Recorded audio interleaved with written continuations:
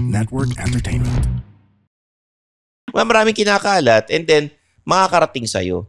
Or minsan paparinggang ka, uses manipulative behavior na kesyo may mga sakit-sakit, ganun, kaya ganun yung situation niya or may mental health issues.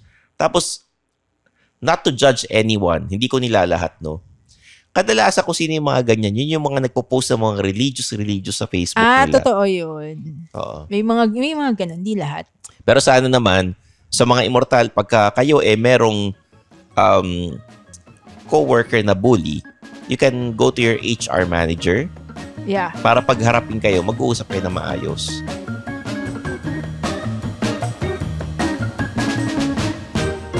Mga immortal, welcome to the Underpaid Podcast. I'm your host, Stanley Chi. Ito ang podcast na pro-employee para sa mga immortal, wherein we talk about work-related topics in a like manner na parang nagchichismisan lang tayo sa pantry. Kasama ko ngayon si Zardelos Reyes, ang inyong career coach, CRSP. Yan ha. Thank you. CRSP, Upwork Expert, the freelancing czar. Diba? Parang mga traffic czar yun ang pangalan mo eh. So, nilagay ko sa branding mo, freelancing czar. Diba? So, lahat ng tanong about freelancing, pwede mong matulungan yung mga immortal. Tama. Diba? Alam mo, Czar, itong episode na to, maraming makaka-relate kasi ang pag-uusapan natin, yung mga office bullies. Nabully ka na ba? Ay, maraming beses. Actually, alam ko nga maraming beses. Maraming beses. Nabully ka. Hanggang ngayon. From advertising to cartooning to stand-up comedy to hosting, I was able to experience a lot of bullying. So hanggang ngayon, masasabi mo na nabubully ka? Right now, hindi na papayag hindi sa na ganyan. Masyado. Pero, I think it's because of my small frame. Payat, hindi lumalaban, medyo tahimik, di ba? Yun ang napapansin ko pagka yung napagtitripan ka lagi kasi alam nila hindi ka lumalaban. Oo. May physical ba? Physical wala naman. Pero yung more on yung salita. Aasarin ka, ganun. More on salita. Yung mga, actually, may isa akong boss dati na siguro dahil nga tahimik nga ako, hindi ako masyadong lumalaban, hindi ako yung favorite, no? Oo. Napagtitripan niya ako. Paano? Parang mainit ang dugo niya sa akin eh. Ganun. No? Parang mainit wala ang ka dugo lang niya ginagawa, wala kang ginagawa niya. Hindi naman, parang siguro... What do you mean hindi naman? Napapansin niya yung ka. Ginagawa ko. Basta hindi ako yung favorite. Oo. Ayun. Napagtitripan ka lang. Napagtitripan, pero dahil hindi ka lumalaban, hindi ka sumasagot, tira lang sila ng tira. Pero napansin ko, pagka hindi ka masaya, you set boundary, sabihin mo. So, anong ginagawa mo? Dati, wala, tahimik lang, ganun. Ngingiti-ngiti, sasakay lang ako. Kasi, tatawa ka? Ako lang yung Chinese sa, opisina, dati. Anong issue doon? Kapag ikaw lang yung Chinese? Ako yung napipick on nila. Yung Chinese kasi yung boss namin eh. Okay. So, siguro, hindi nila gusto yung boss. Ako yung nila. Ganun. Parang pinoproject sa'yo. Oo. Ganun. So, maraming ganyan. Back then, that was nung hindi pa uso yung mga nirereklamo, di ba? Yung HR namin is the admin. Siya rin yung nag-handle ng sweldo. Isang tao lang. So, yun usually mga small companies, ganun. Pero pag you work in a bigger company, naiiwasan yung ganyan kasi may mga departments na. Kaya ikaw sabi mo, Zar, hindi ka nabubuli kasi lumalaban ka eh. Lumalaban ako, tas feeling ko yung mga tao, iniisip nila ako yung bully. Hindi, feeling ko nga. Oo. Well, bibigyan namin kayo ng signs that your coworker is a bully. Diba?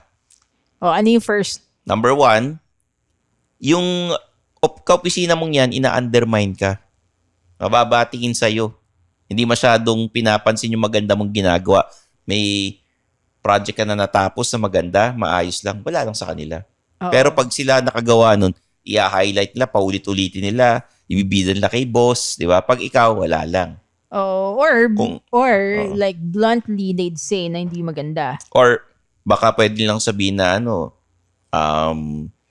Hindi naman ganun ka okay yung nangyari, pati yung Oo. feedback di maganda. Minsan nga, yung hindi nila babanggitin. Oo. Parang, ginawa mo, pero iiwasan nilang banggitin yung pangalan mo and yung projects na ginawa mo para, So parang they don't give you credit or acknowledge para hindi your kayo project. na-acknowledge, ganyan. May katrabaho ko dating ganyan. Maganda ginawa namin. Wala lang. Wala lang. Pero pag yung mga favorites niya nakagawa, na highlight, paulit-ulit. Pag pumalpak kami, pag-uusapan. Pag yung favorite niya, pumalpak, nako. Wala kang maririnig. Walang maririnig. Diba? Tahimik lang sila. Ganon. So parang naging cliquish no? Parang may barkada sa office pag ganyan. Oo. Kasi minsan kasi may mga kaopisina na they like you or they don't Oo. Meron din naman na nadadaan sa suhol. Oo. Pag mas malambing ka, mas nagbibigay ka ng pagkain. Or, pag feeling lang may mapapala sila sa'yo. Uy, si ganito, mayaman, maraming connection, maraming kakilala. Pag nice tayo sa kanya. Uy, anak ni ganito, ni ganyan. Oo. Marami akong kilalang opisinang ganun anak yan ni ganito, ni ganyan. So, mabait siya. Ikaw, wala kang connection sa opisina, wala kang connection sa industriya, wala, parang lang. Tingin niya sa'yo, wala. Ito totoo to ordinary. Actually, dun sa nung nag-work pa ako sa office, pag nalaman nila na nag-DLSU ako, iba na treatment nila sa akin. Actually, mas maganda. Yung iba. Yung parang weird na. Oo. Yung parang medyo, social climbing na dating. Kasi kaya alam mo naman na kaya ka lang kinakausap at kaya ka lang tinitreat na ganun dahil nalaman niyang taga-DLSU ka. Unfortunately, I mean, meron talagang taong ganun. Bukod sa taga-DLSU ka, iniisip na pwede kang utangan. Bakit? Taga-DLSU ka, mayaman ka. Hindi naman nila alam yung backstory. Diba? Oo. Iyon. Number 1 is consistently undermines you. Ano yung pangalawa? May mga tao who would publicly criticize you. Or pinapahiya ka talaga. Ay, maraming ganyan. Oo. Maraming ganon. Ikaw, na-criticize ka na ba publicly? Oo. Sa harap ng ibang office mates. Ano sinabi sa'yo? Hindi maganda yung yung sinasabi. Pero ayokong patulan. Kasi, misip ko, magkakaopisina kami. Bakit ganon na pag maganda yung trabaho ng isa or ng lahat, di angat lahat, di ba? Oo. So, nagtataka ako kung bakit kinikriticize ako. Pero, may issue pala na nangyari, kaya ako ginaganon. Yun. Ayaw pala niya na may kasama sa project. Gusto niya siya solo lang. Tapos, yung nagkasilipan ng sweldo. Pero, ibang usapan na yun. Oo. Kaya doon pala nang gagaling insecurity. And, another insecurity is kasi, mas may edad siya. Ganon. Natitreaten, baka mawalan ng trabaho. Pwede. Ako, na publicly humiliated. Oh. Oo, like nasa meeting kami na may mga product managers. Alam ginawa. Yung laptop niya, slinam dun sa table. Tapos kung ano-ano pinagsasabi sa akin. Sa harap ng boss ko, sa harap ng mga team members ko. Yun, nagparang tantrum. Bakit siya nagganon? Meron kasing project na hinahawakan niya. Tapos sinasabi ko sa kanya yung mga issues dun sa project. Tapos frustrated siya. Tapos sinabi pa niya sa akin na alam mo ba na ang nagre-report ako sa CEO. Pag nalaman to ng CEO, ginaganan ako. So anyway, Dedma, umabot yun ng 2 years, yung project na yun. Akala ko umabot ng 2 years yung pagbabagsak niya ng laptop. Pero medyo, tapos the next day, ang ganda-ganda ng mga sinasabi niya sa akin. Ang may topak lang talaga siya. So, marami akong kakilalang ganyan. May na mental issues. May problema. Parang biglang bumabawi. Oo, ganun. Oo. So, gagawin niya yun. Tapos, the next day, kung ano-ano sinasabi niya magaganda. Tapos ako, alam mo, umabot sa point, yung mga team members ko, umiiyak. Dahil? Hey, his name is Chico Garcia. And his name is Gino Killiamore. And together, we are Only Fun. That's right, for only $12 a month. Ah. Joke. But if you're willing to pay, why not? No, we're from a podcast that talks about movies, TV shows. Basically, we do reviews of K-dramas, whatever is on streaming, whatever is on cinemas. We also get to occasionally interview celebrities, actors, directors. And of course, infused with our own witty brand of humor and slice of life. Wow. I guess we don't infuse a lot. Check it out. Umiiyak dahil hirap na sila sa program. Akala ko Kasi- dahil natamaan sila nung laptop sa kanila binagsak. Masakit yun eh. Ano Maiiyak to? talaga. Ano to? Remote to. Hmm. Tapos alam mo ginawa ko. Tinanay ko intindihin. Hmm. Ni-research ko, background niya. Bakit kaya nagkakaganito to? Bakit nga ba? Bakit may topak? Siyempre, hindi ko nasasabihin. Hmm. Pero alam ng mga team members ko, sinabi ko sa kanila eh. Siguro kasi ganito yan eh. Ano bang problema? Di ba siya Hindi, basta... Hindi siya pinaglaban ng kanyang Hindi, ni-research ko talaga Ano ba? siya. Pati yung Facebook niya. Dahil pangit siya, ko. ganon? Hindi, may tsura naman, kahit papaano. Lalaki, babae? Lalaki. Oo. Hindi siya makapag-out. Hindi, basta hindi ko pwede sabihin. Anyway, trinay ko na lang intindihin. So, after 2 years, nagsara na yung project. Ayun. Pero yung gusto niya kasing mangyari, very daming hurdles, daming challenges. So, sorry. Ginawa ko yung trabaho ko. Kung hindi niya matanggap, problema na niya yun. Tsaka, kailan pa yun? Tagal na nun, mga 10 years ago pa yun. Pero imagine mo, pati mga team members ko, umiiyak. Diba? Ay, nakakaiyak talaga yun. Siguro. Ay, pero alam mo, after nun, umiyak nga ako. Oo. Isang beses lang. Sa 2 years, isang beses lang ako umiyak. Kasi, Bakit? after nun, nasanay na ako sa mga tantrums niya. Ah. Parang may anak ka lang, na iintindihin May mo na lang. mga ganong ka-opisina na talagang minsan maluwag ang tornilyo. Oo, medyo May mga may ganon, problema. iintindihin lang natin. Pero, Siguro yung kabataan niya, baka iniwan somewhere. kinutsa ng Oo, mga baka ganun din yung kapitbahay, ganun. Pero baka ganun rin yung parents niya sa kanya, Ganun. baka ganun sila sa bahay. Oo. Hindi ko naman sinasabi lahat intindihin niyo, like lahat ng tao intindihin niyo. Pero ako nag-decide na lang ako na intindihin siya. May mga kaopisinang may mental health issues. Intindihin natin, pero sana kung kayo may mental health issues, wala naman judgment, pero sana wag laging yun ang dinadahilan nyo. Gawan nyo rin ng paraan para makisama sa mga kaopisina, no? Oo. Pakatlo, yung pinagchichismisan ka. Oo. Kung ano kinakalat tungkol sa'yo. Minsan mali pa yung kinakalat. Ano And bang then, kinakalat sa'yo? May nakalat? ayoko nang sabihin, pero may mga naririnig ako, no? Ano nga? Ano Hindi yung ko na pa, narinig mo? ikaw nga, ayaw mo sabihin kung ano yung ni-research mo doon sa opisina mo eh. Hindi kasi medyo harsh. Oh. Maraming kinakalat and then makakarating sa'yo.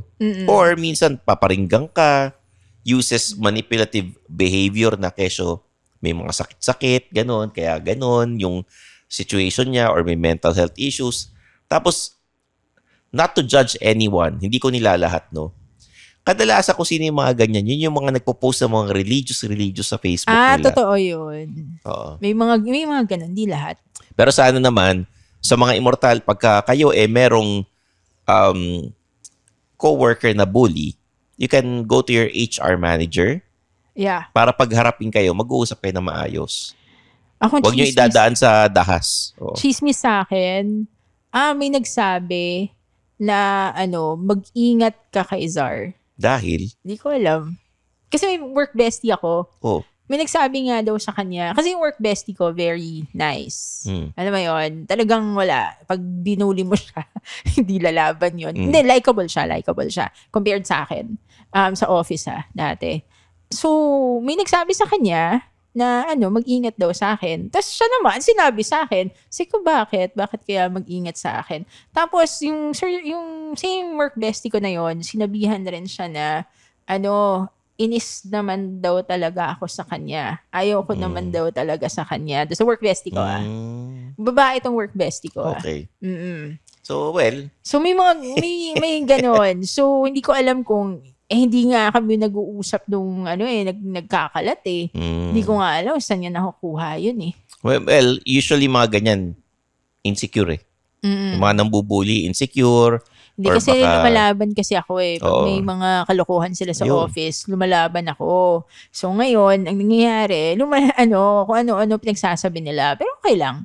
Hindi naman lahat ng tao ganun eh. I mean, ilan lang naman yun eh. Siguro mga doon sa office na yon mga 3. Ganon. Kung naranasan nyo yan, ikwento nyo sa amin. Baka pwede nating pag-usapan sa ibang episodes. Meron tayong office confessions. Okay? Oo. Sulat kayo.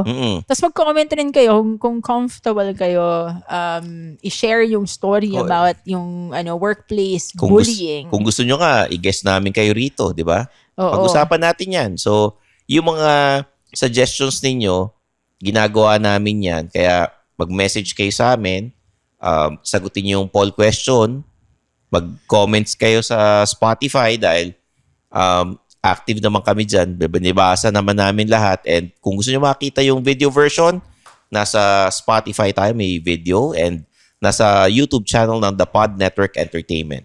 Ayun. Social media accounts namin, i-type nyo yung pangalan namin, lalabas lahat yan. Facebook, Instagram, TikTok, YouTube. Siyempre, Suplado Motors. And supportan nyo yung mga iba naman mga racket, no? Yeah.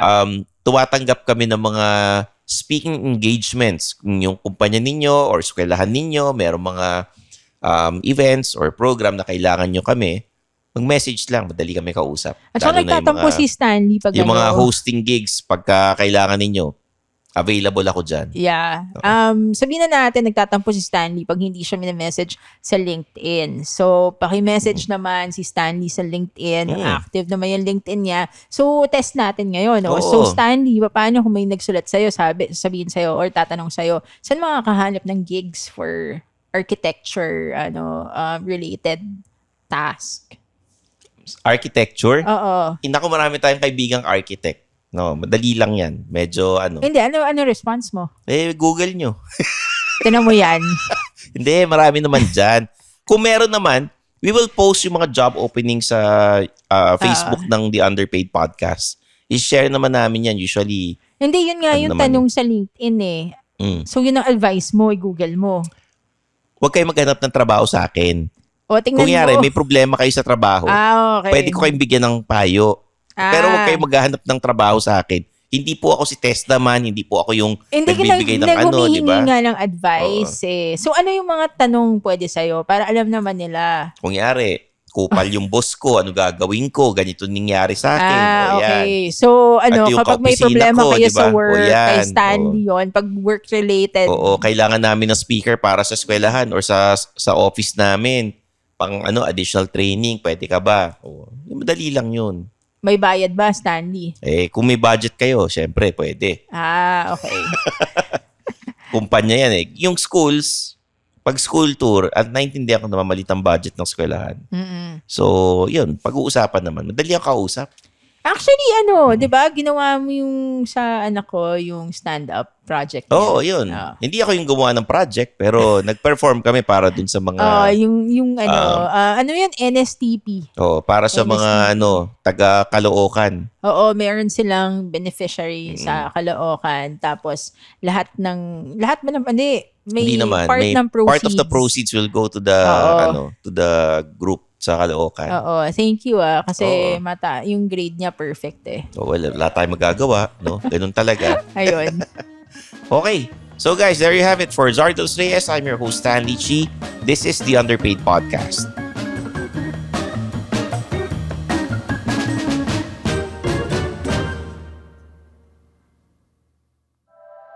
The opinions of podcast creators, hosts, and guests are not necessarily reflective of the official stance of the Pod Network Entertainment, its hosts, or other network programs. The content created by the people behind the podcast is personal and not meant to harm any religion, ethnicity, group, organization, company, or individual.